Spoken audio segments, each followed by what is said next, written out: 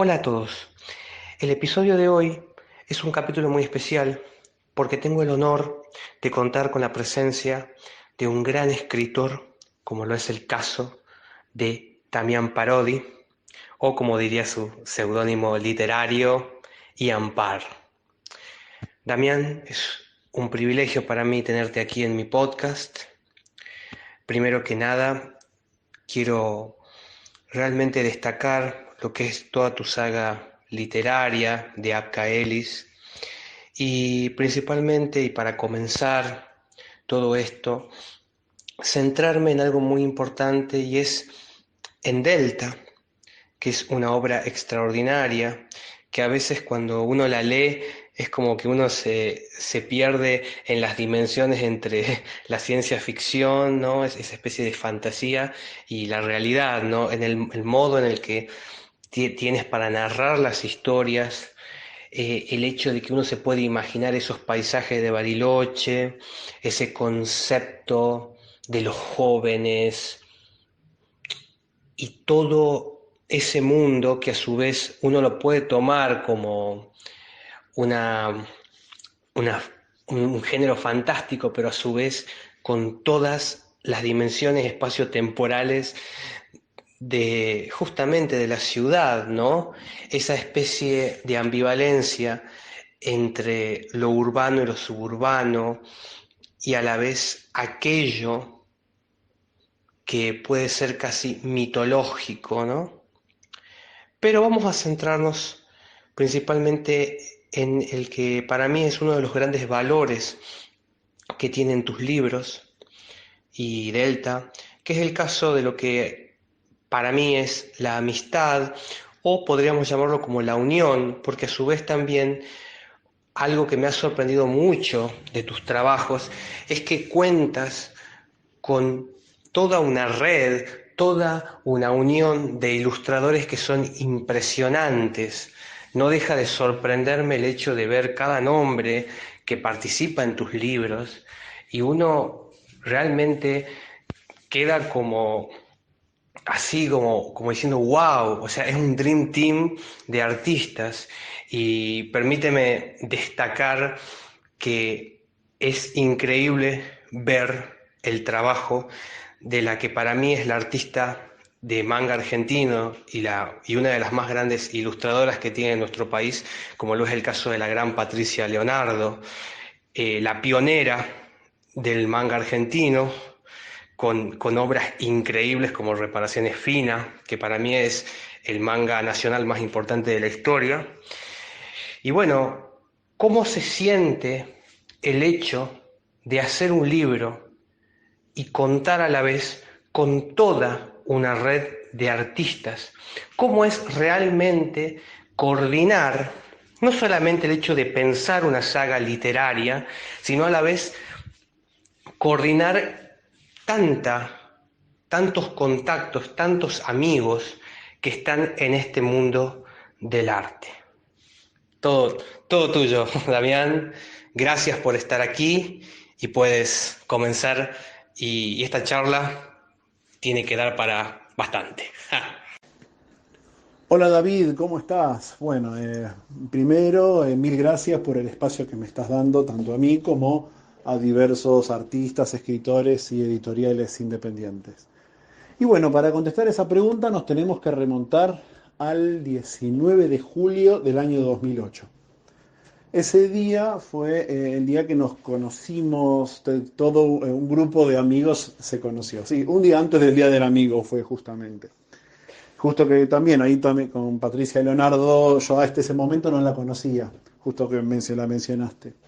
Bueno, nosotros tenemos una amiga en común que se llama Ivana Matilla, que es una ilustradora y colorista de Santa Rosa, que justo había viajado a Buenos Aires y se quiso poner en contacto con todos nosotros que éramos, además que yo la conocí de hace unos años a Ivana, también era un grupo de conocidos de ella de esta página de DeviantArt. Bueno, y nos encontramos, el punto de encuentro fue el McDonald's que está en la esquina de Corrientes y 9 de julio. Bueno, ese día, además de ser el día que nos encontramos, también es el día en donde Delta dejó de ser un guión olvidado de cómic a empezar a transformarse en lo que hoy es mi primera novela y la primera parte de la saga de Arca Ellis. Sí, Delta fue un guión de cómics. Lo empecé a escribir a principios de los 90 y obviamente tenía 12 años y a medida que pasaba el tiempo iba entrando en la adolescencia, terminando el secundario, empezando la facultad. Tuvo muchísimos cambios, más allá de que estaba leyendo cómics, empecé a ver otro tipo de películas que me llamaban la atención y obviamente mi cabeza se fue nutriendo de un montón de cosas que hicieron cambiar de qué iba la historia, pero siempre se mantuvo lo mismo. Era un grupo de amigos, un grupo de adolescentes. Siempre fue igual, eso nunca cambió. Bueno, cuando yo me encontré ahí con los chicos, allá en el 2008, dije, bueno, voy a escribir una novela. Así no tenía que depender de nadie, porque siendo un cómic te hace depender de un ilustrador, de un colorista, y ya había pasado por la etapa de escribir en los foros, se busca dibujante para un cómic, como todos les pasa, que creen que van a hablar con un ilustrador para trabajar juntos y no, es muy difícil encontrar eso. Lo más normal es encontrar un ilustrador que te cobre. Pero bueno, dije, voy a hacer algo que yo lo haga, que no tenga que depender de nadie. Y bueno, y empecé a escribir la novela ya en el 2009. ¿Por qué la empecé en el 2009, un año después? Porque yo soy muy de investigar. Yo investigo todo para llegar antes de ponerme a escribir. Y cuando ya veo que está todo encaminado, ahí me puse a escribir la novela, empecé a escribir. Y cuando ya la tenía terminada, dije, bueno, vamos a poner ilustraciones, ya que estamos. Entonces, qué buena forma de cerrar el círculo que es, si es una novela que trata de la amistad, que es lo único que se mantuvo del cómic a la novela fue la amistad, y justo el 19 de julio de 2008 conocí un grupo de amigos que sinceramente nos seguimos viendo todos los sábados. Qué mejor que cerrar el círculo, que todos los que fueron ese día estén plasmados en la novela. Y así que ahí empezó la idea de empezar a coordinar ilustradores para que cada capítulo tenga su ilustración y que cada uno de esas personas esté plasmada en esa novela que para mí simboliza mucho. Es increíble ese hecho de que se haya unido aquel concepto primigenio de ese cómic que vos querías, que era el concepto también de la amistad, a la vez haya trascendido en el tiempo y que en la vida real a la vez se hayan encontrado todo el grupo de amigos. Eso me pareció eso es extraordinario, o sea, ya, ya por ese hecho, viste, ya es como un mundo que trasciende a la literatura, viste. La realidad superó la ficción. Pero volviendo al tema en sí, ¿cuáles fueron, o básicamente, cuáles fueron los escritores que te han influenciado? Si vos has leído literatura argentina, porque muchas veces pienso que nuestro país ha dado tanta cantidad de escritores impresionantes, o sea, el catálogo de escritores argentinos del siglo XX es una brutalidad, o sea, y a la vez, y después tenés, bueno, las influencias internacionales. Pero me gustaría saber qué te influenció, ¿no? Para comenzar a escribir, porque otro de tus grandes valores es que escribís textos, o debería decir libros, bastante grandes, o sea, no son libros cortos, sino que son textos, ¿viste? O sea, hay que sentarse, hay que leer, o sea, es todo un hecho en sí, ¿no? Pienso que son como los clásicos valores, ¿no? Yo imagino, ¿no? Las personas leyendo tu libro siempre con un café en mano, así estando tranquilo, poniendo música de fondo, así me lo imagino, ¿no? Porque es un texto que es o sea, no solamente que uno ejerce una inmersión, o sea, se mete dentro de esa historia que hasta por momentos, y ya en el capítulo 1 podemos decir que parece como un hecho verídico. O sea, si yo no supiera que es un hecho o es un concepto en sí de ciencia ficción, ¿no? Yo tranquilamente me podría imaginar que ese suceso ha pasado, ¿no? Porque de hecho, viste que existen los falsos documentales y todo eso que hay ahora, ¿no? Pero es curioso que ya venías con conceptos que te has adelantado, viste, en el tiempo, ¿no? A conceptos que ahora se usan mucho, ¿no? Hasta podríamos decir que te adelantaste a History Channel con la teoría de los antiguos astronautas, ¿no? Que viste que después se hizo, bueno, hubo todos chistes con ese que era como el investigador, que todos decían que decía aliens y toda esa onda, pero es curioso que vos te adelantaste técnicamente, si ya me lo contás que ya es 2009, 2008, viste, y que ya venía de antes, es curioso porque te has adelantado en el tiempo, ¿no? Con toda la saga, con el concepto de la saga en sí, todo en general, ¿no? También me parece muy interesante. Ya venías escribiendo algo que ahora ya es como muy, muy común, digamos, son casi palabras que podríamos decir que son muy conocidas, ¿me entendés? Teorías y todo eso que antes era como de algo muy reducido o que tiene mucho más que ver también con los mitos. Bueno, tus libros también tienen ese juego, ¿no? El mito griego, el mito nórdico, esas palabras. Hay como una mezcla de conceptos que son tremendos. O sea, yo cuando observo lo que has escrito y a la vez observo las ilustraciones, es como un compendio, básicamente, de saberes, que si uno lo va desmenuzando, ¿no? Disgrega cada cosa, cada ítem, cada concepto, eh, te lleva para diferentes puntos, ¿no? Diferentes ideas, y a la vez el hecho también, más allá de lo artístico del hecho de la escritura, me gusta el concepto de que estés con la editorial independiente, viste, con Chona, y eso también me genera un gran placer al leerlo, porque siempre hay que apoyar a todos los artistas independientes, porque uno a veces se acostumbra a leer solamente los textos que están publicitados o de las grandes editoriales, ¿no? Y muchas veces las editoriales más chicas, que no tienen obviamente la misma maquinaria publicitaria, algunas veces van quedando como de lado. Y a mí siempre me gustó eso, divulgar todo lo que es las editoriales independientes y a los artistas independientes, que yo creo que nuestro país es semillero de artistas tremendos, o sea, elegí cualquier provincia y vas a agarrar artistas de todo tipo, ¿no? Desde la música hasta el arte en todas sus ramificaciones, así como si fuese un árbol, ¿viste? Pero volviendo al tema principal, ¿cuál es el concepto con el que vos dijiste, bueno, voy a transformar Delta en algo que sea ya casi como una ramificación completa y que siga una saga y después venga el otro libro y después el tercer libro y a la vez eso me hace preguntarme, ¿va a tener un final ahora en un cuarto libro? ¿O se va a seguir expandiendo la saga? Eso es un tema que también me hace pensar, ¿no? Porque has creado como una especie de concepto que puede seguir y seguir, ¿viste? Tipo esos escritores que te hacen una continuación de hasta el libro 10, no sé, una cosa así, y que hay un cierto nexo que une todo.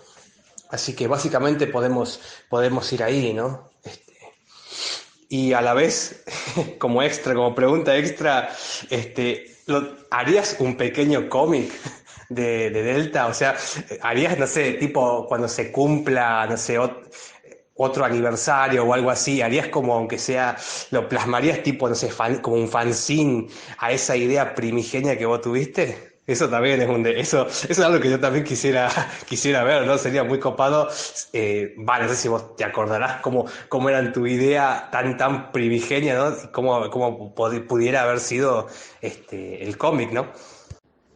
Y sí, prácticamente, para que te des una idea, la historia de Delta, como dije antes, no sé, siempre fue un grupo de amigos, pero yo en los 90, además de todos los cambios que se dan por la adolescencia, empecé a a frecuentar comiquerías, a leer cómics.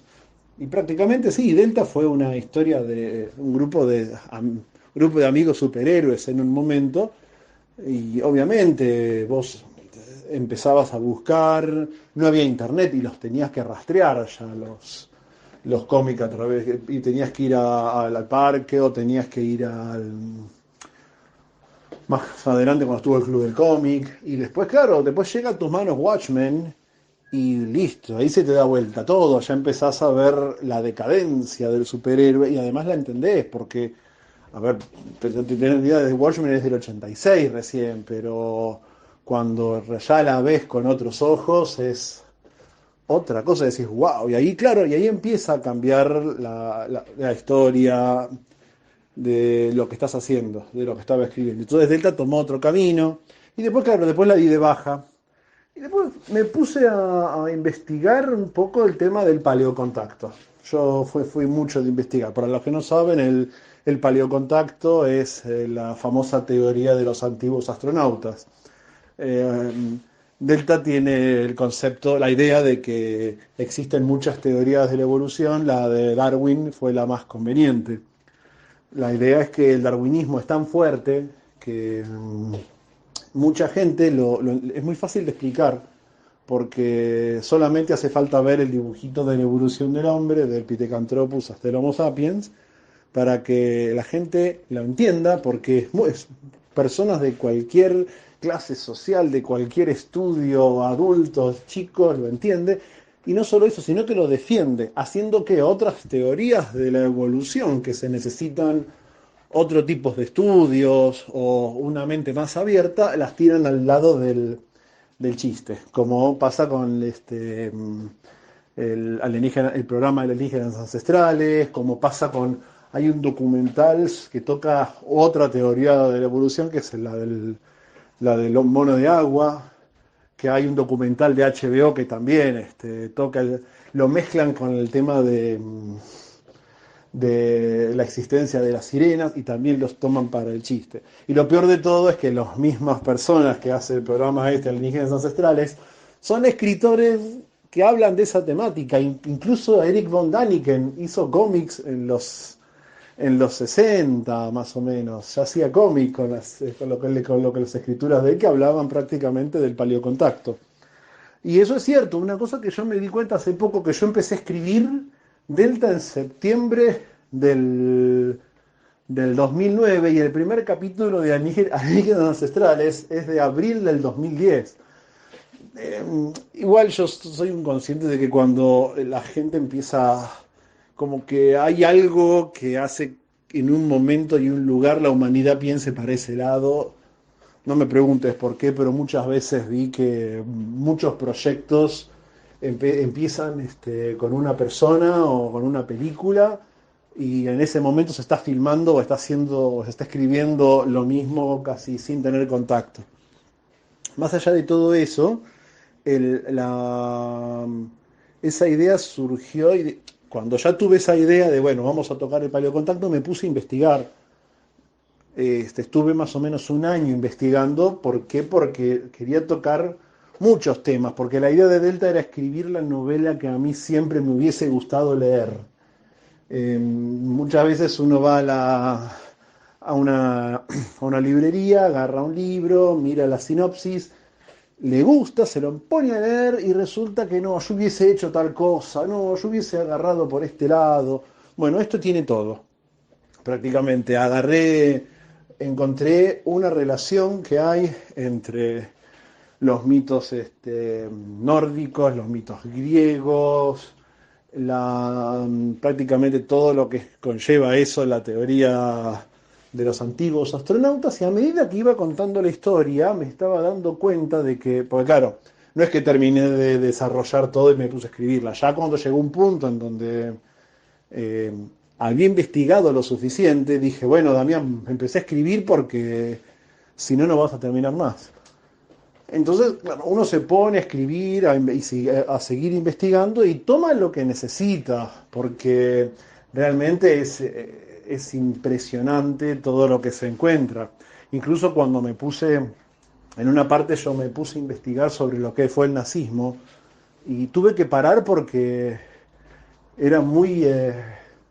no, cuando ya no querés avanzar más que listo, no quiero saber más nada, no por el hecho de que voy a enredar mucho la trama, sino porque estoy llegando a un lugar donde no quería llegar, prácticamente, entonces cerré la puerta y dije, esto no es para mí, que se ocupe otro de esto. Mira, para que te des una idea, Delta lo empecé a escribir en septiembre del 2009 y lo edité en marzo, abril, no, en abril del 2014. Obviamente que ahí estaba el tiempo que yo, el tiempo de edición, de preparar los archivos para mandarle a los ilustradores, recibir las ilustraciones. Vamos, soy diseñador gráfico, yo me encargué de hacer, preparar todo el PDF para mandar a imprenta. Eso es, me gusta cuidar esos detalles, a mí personalmente. Y bueno, mis libros son grandes por un tema de concepto. Yo si quiero, a ver, si yo quiero una historia épica, trato de hacerlo lo más largo posible. A ver, por ejemplo, si la película El Señor de los Anillos hubiese sido una sola, Sauron no era tan poderoso como parecía. Lo mismo pasa con Star Wars. Cuanto más tiempo hay entre el primer capítulo y el último, y obviamente, si está todo bien contado, haces como el antagonista más poderoso y la hazaña más épica. Además de que cada libro tiene su tiempo. Yo, a ver, no soy muy lector. Mi forma de volar es escribir. Pero cuando yo, El Señor de los Anillos, entero, los 3 libros tardé un año en leerlo porque el libro me llevaba a esa lentitud. Vos tenías el mapita al principio del libro y vos cuando veías lo que caminaba, listo, me tomo el tiempo para leer. Además, no me daba un libro primero en especial que, a ver, no soy... esa gente que compra libros y juega a leerlos rápido, no me va. No, sí, es como que no lo disfrutás. Es una habilidad que vos tenés. Es como, no sé, es como la gente que hace hiperrealismo, que es más, para mí el hiperrealismo es más una habilidad que un arte. Para eso sacar una foto. Bueno, para mí leer rápido y comprender es una habilidad. No sé si, obviamente que no vamos a empezar a ahondar si se disfruta el libro o no, pero yo creo que cada libro tiene su tiempo. Yo El Señor de los Anillos, como te dije, tardé un año. El Hobbit, 3 meses. Pero el Código Da Vinci y Ángeles y Demonios tardé menos de una semana. Por cómo es el libro. Vos lees el libro y el libro te lleva rápido, rápido que tenés que llegar antes de las 12 de la noche. Entonces, claro, ya son las 11 y tenés una hora para llegar.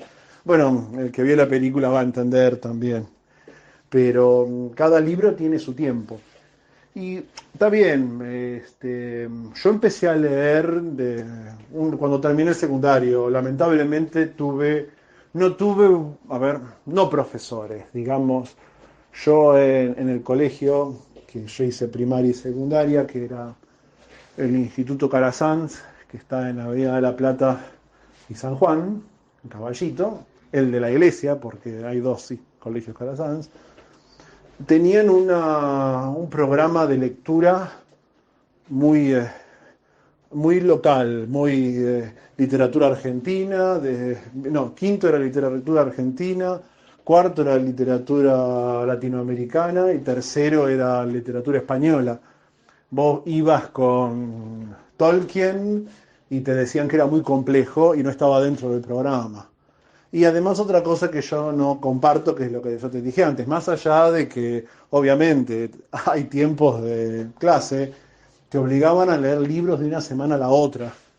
Y a mí me desmotivaba. Prácticamente a mí eso me sacaba la motivación y obviamente literatura me la terminaba llevando por esto mismo, porque daban textos para leer y uno no podía, me costaba mucho, los terminaba leyendo, a ver, los leía muy por arriba o le pedía el resumen a alguien, pero obviamente que cuando terminé el secundario me los puse a leer, a ver, a ver de qué trataba esta cosa.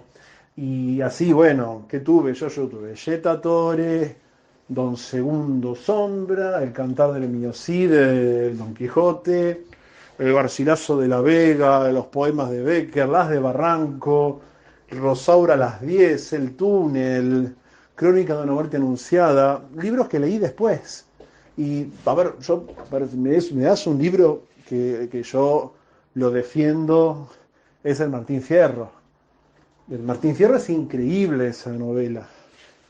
Es, novela, es una, a ver, está bien, para una, yo tengo la suerte de que tengo familia en La Pampa, en General Pico, y voy al campo, paso alguna noche allá en el campo con mis primos, con mis tíos, y no, realmente si vos lees el Martín, a ver, hay mucha gente que le gusta leer, digamos, cuentos medievales, literatura medieval, uy, se pone a añorar, uy, estos lugares, los castillos, las, los magos, las torres y ese tipo a nivel literatura que te viajas a ese mundo. El Martín Fierro te lleva a un mundo que lo tenés a 60, más de 100 kilómetros de la ciudad. Estás ahí. El otro por ahí no lo tocas en tu vida, no, nunca vas por ahí, viajás a Inglaterra y te pones a mirar, o, qué sé yo, o a Francia, un paisaje medieval de los que vos leías cuando en algún momento, cuando eras chico, cuando eras adolescente, uy, qué lindo, estoy en el medioevo, Robin Hood, uy, este, mm, etcétera, pero acá es tuyo esto, y no es como que es bien local. El tema es que está bien, por ahí es un tema mío que cuando yo lo leí después, con tiempo, tengo todo el trasfondo de lo que es el campo, y sí, el Martín Fierro es más que es muy es una experiencia leerlo, además de que lo que cuenta la historia, sino de cómo lo cuenta y dónde te ubica. Por eso a toda la gente que no lo leyó se lo recomiendo porque es como que, imagínate que lo lee un inglés el Martín Fierro, o lo lee un español y dice, uy, qué lindo estar ahí en el campo. A grandes rasgos es esa diferencia. Y después a ver, local, lo que leo mucho es, digamos, yo me muevo mucho por convenciones, o aprovecho que Chona va con la editorial y voy yo también por un tema de logística. Mis libros son grandes y yo no los puedo, yo a lo sumo, a ver, yo puedo cargarme en la mochila con 10 libros y gracias.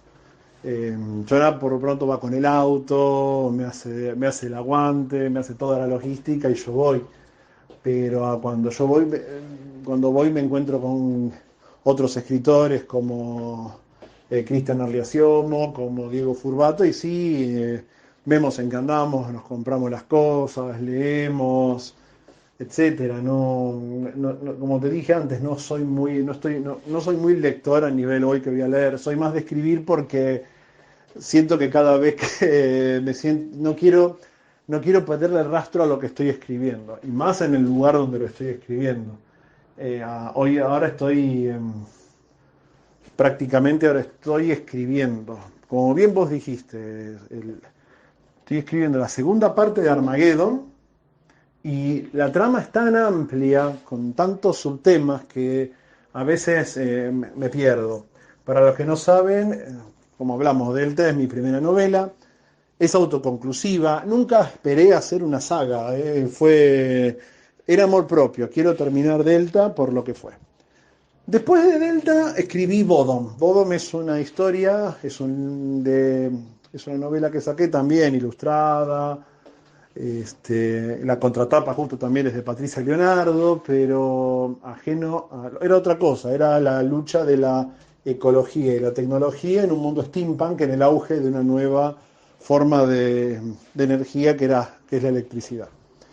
Lo bueno que tiene esa novela y malo a la vez es que es en un planeta distante y eso te da dos cosas. Primero, te da la idea de poder crear lo que vos querés, pero a su vez tenés que describirlo y eso es lo malo que tiene.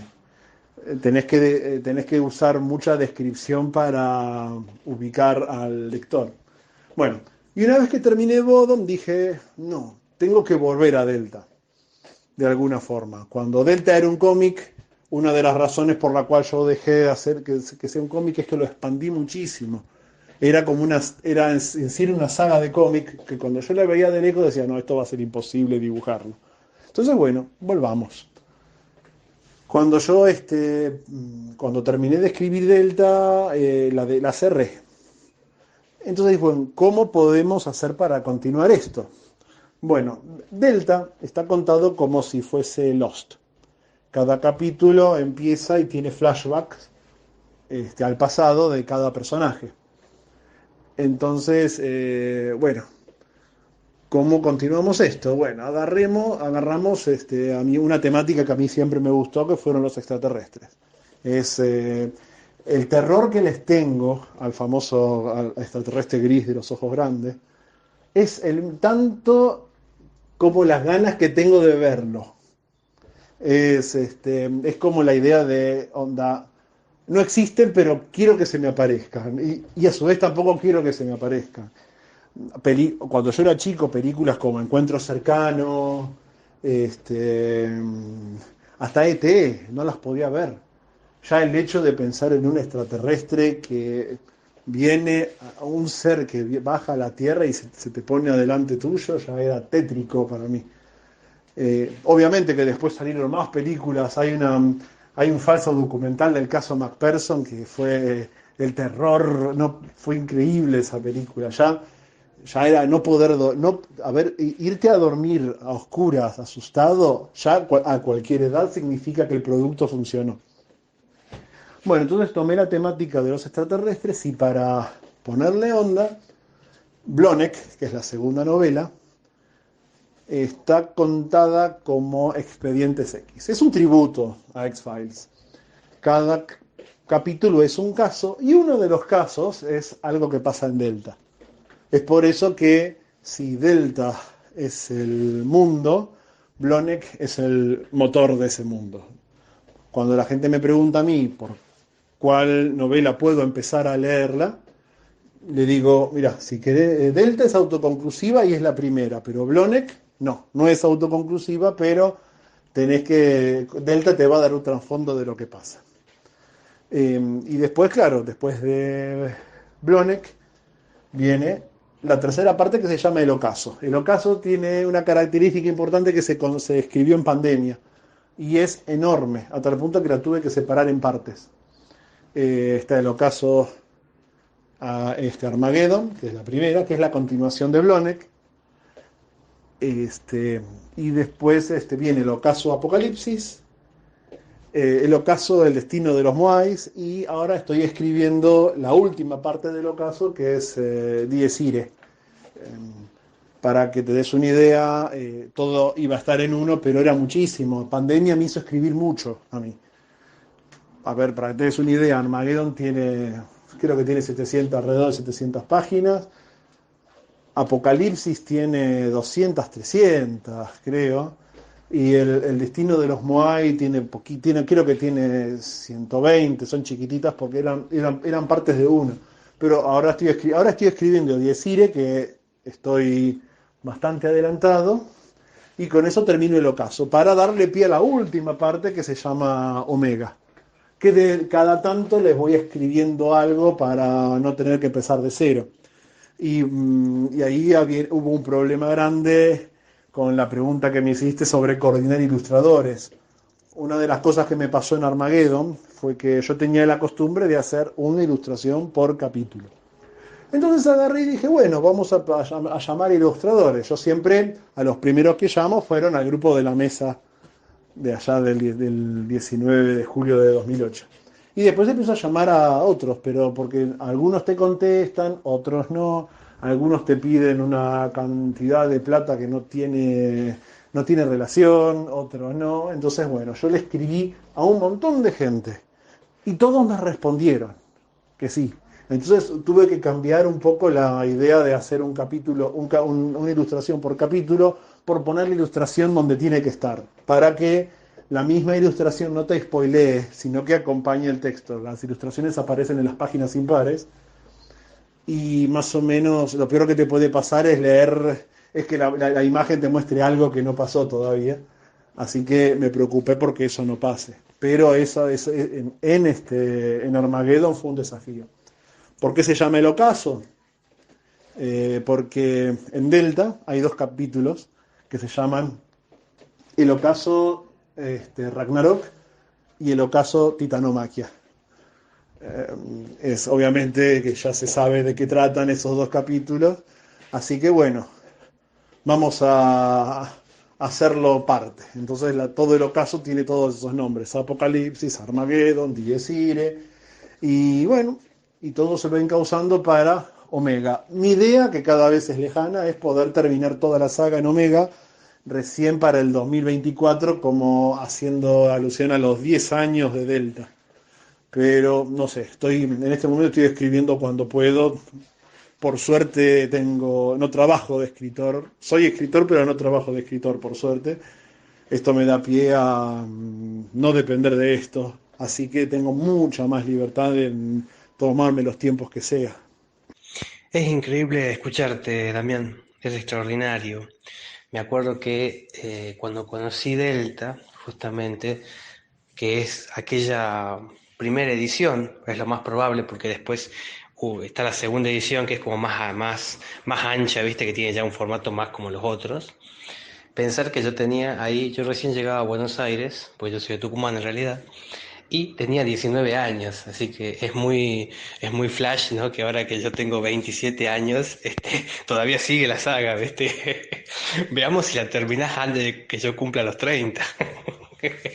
Bueno, pero más allá de todo eso, pienso que has dado conceptos extraordinarios.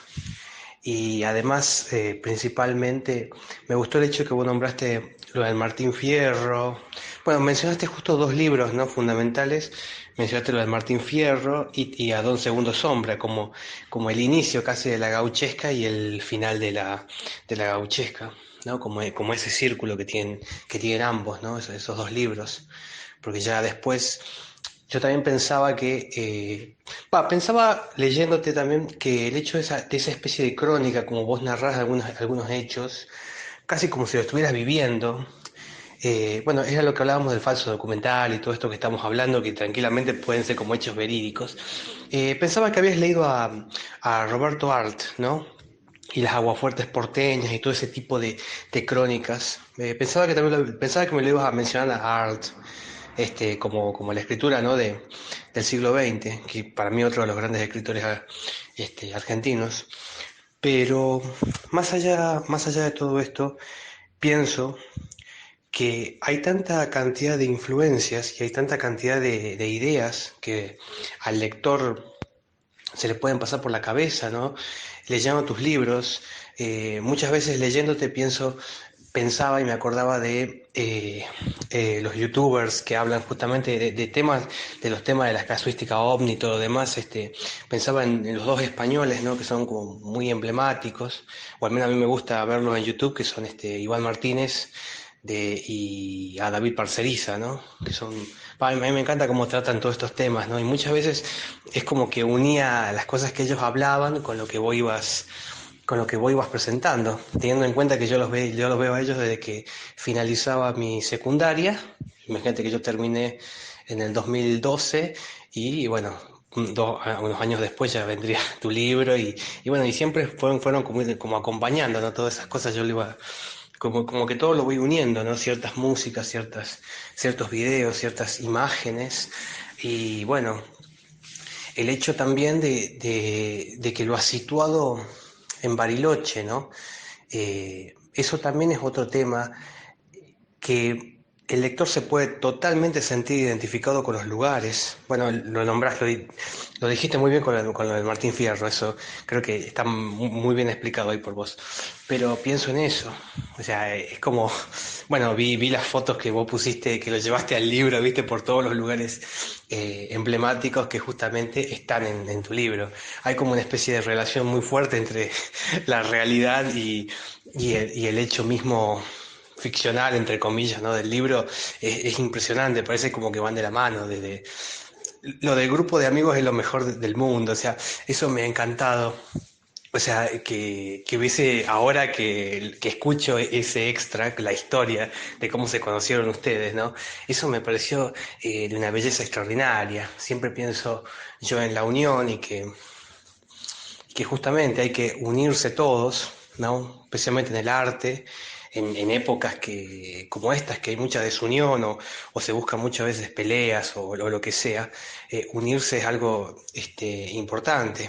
Y, y siguiendo esa línea, ¿no? De amigos y todo lo demás, también me alegró porque vos también estás, y yo también estoy en el grupo de Facebook de la que fue la RAN, la mítica revista RAN, el robot argentino nipón. Así que bueno, es muy increíble que después, viste, de haberte leído cuando yo era mucho más chico, porque obviamente no es lo mismo la visión que uno tiene a los 19 que la visión que uno tiene a los 27, ¿no? Y bueno, y leerte así que ha sido es un hecho muy interesante y estar hablando ahora con vos, porque justamente yo a veces, cuando comencé con este podcast, la idea es justamente hablar y hacerlos hablar a los autores. Hay una cantidad impresionante de autores que yo me di cuenta que no tienen entrevistas en el sentido en el hecho audiovisual, más allá del video, me refiero en audio. Y comencé así a entrevistar a cada uno de ellos, ¿no? Desde justamente a uno de los que fue los, el, uno de los fundadores de la revista RAN, como César Pereira, que él es, digamos, un dibujante extraordinario de manga, fundó justamente la primera revista y fanzine sobre anime, y él no tenía una entrevista, y yo dije, esta persona tiene que estar acá, ¿viste? Tiene que haber un audio en YouTube con que él hablando, y así con muchos autores que yo voy buscando, ¿no? Y tengo, en algún momento tengo que hacer una entrevista a Patricia, justamente, porque también es como el nexo que hizo que yo pueda conocer tu libro, porque al ver una ilustración de ella, yo dije, si Patricia ilustró este libro, tiene que ser muy bueno. Y así que imagínate.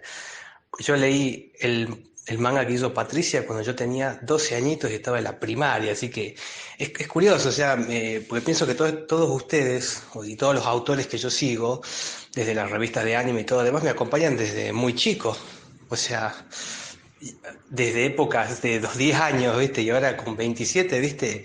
¡Wow! ¿Me entendés? O sea, es toda una vida y a la vez la visión va cambiando muchísimo, bueno, especialmente en esa etapa tan formativa.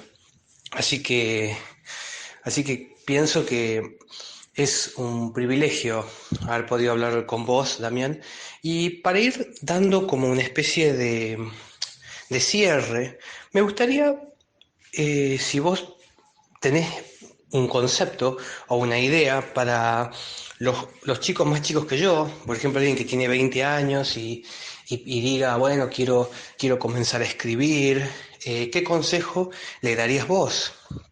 Porque tenés una habilidad para escribir impresionante, o sea, es como que no te pones un límite, ¿viste? O sea, vos comenzás a escribir y le das, ¿viste? Para adelante y es como, wow, ¿no? O sea, libros tan grandes con tanta carga de información, o sea, wow, o sea, es como, wow, cuánta información alguien puede aplicarlo, ¿no? Sin tener que autorrestringirse, me refiero a qué sé yo, a ponerle poquitas páginas, ¿no? 200 páginas, cosas así, ¿no? 300 o menos, ¿me entendés? En épocas de libros flacos, ver libros así tan potentes como los tuyos, tan gorditos los libros, eso es también un hecho bastante interesante. Mira, David, yo cuando terminé el secundario estudié publicidad. Estudié la tecnicatura en publicidad en la UCA y después me especialicé tanto en el Instituto Superior de Publicidad como en Underground, toda el área creativa, ya sea de dirección de arte como redacción publicitaria. Y no digo decir estudiar porque la creatividad no se estudia, se practica y se instruye. Em, yo sigo convencido de que el ser humano es un animal creativo. Sin la creatividad y la curiosidad no hubiésemos ni descubierto la rueda todavía.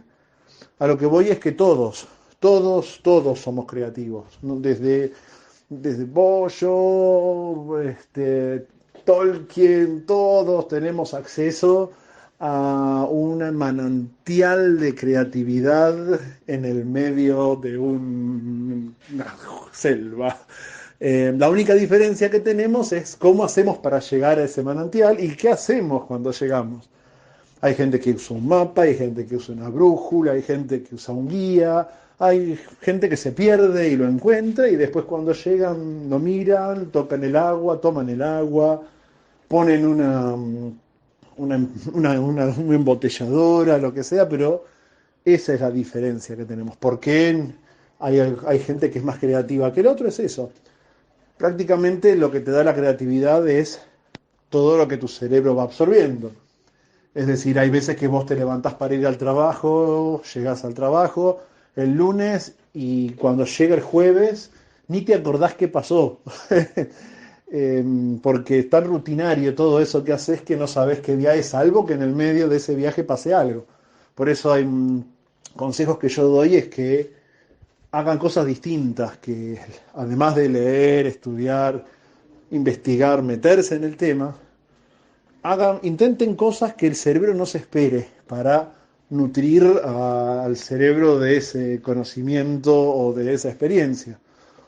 Desde el punto a que si vos vas por una vereda del trabajo caminando, bueno, anda por otra, porque si vas por otra vas a ver cosas que cuando vos pasás por enfrente no la ves porque estás abajo. Todo tiene una forma de que el cerebro chupe información y no se vuelva algo rutinario. Este, prácticamente toda novela, aviso publicitario, ilustración, logo, tiene una cosa muy importante que es la idea. La idea es increíble, es lo más importante que tiene una obra literaria en este caso. Para que te des una idea no es un libro de 700 páginas, ni es un fanzine de 4 hojas dobladas. La idea puede ser un párrafo, nada más. Y a través de ese párrafo hacer algo increíble. Por ejemplo, la idea de Delta, la que te conté antes, de que existen muchas teorías de la evolución, la de Darwin fue la más conveniente, es una idea donde está apoyado toda la historia, y son 3 líneas, depende cómo lo quieras escribir, son 2 o 3 líneas. Por eso muchas veces hay gente como que cree que un libro, una historia importante tiene que tener tapa dura, y por eso es muy importante todos los fanzines, la industria del fanfiction, lo que se refiere a toda la industria autogestionada. Y también, sí, el fanfiction, al ser algo donde una historia contada de otro, por ahí la idea no es la misma. Yo soy fanático de Assassin's Creed, del videojuego. Y bueno, yo hice un Assassin's Creed, lo escribí, obviamente que no lo puedo vender, pero no porque tiene como casi 400 páginas, ambientado en la Revolución de Mayo. Y ahí sí, con todos mis conocimientos de historia, más los que investigué, escribí una historia de Assassin's Creed canónica, porque prácticamente cumple con todas las fechas, tanto de la Revolución de Mayo como la historia que transcurre en Assassin's Creed. No sé si estás al tanto, hay juegos que tocan esas fechas y queda perfecto. El tema es que, claro, yo no la puedo vender, 2 motivos. Primero, no puedo lucrar con algo que no es mío.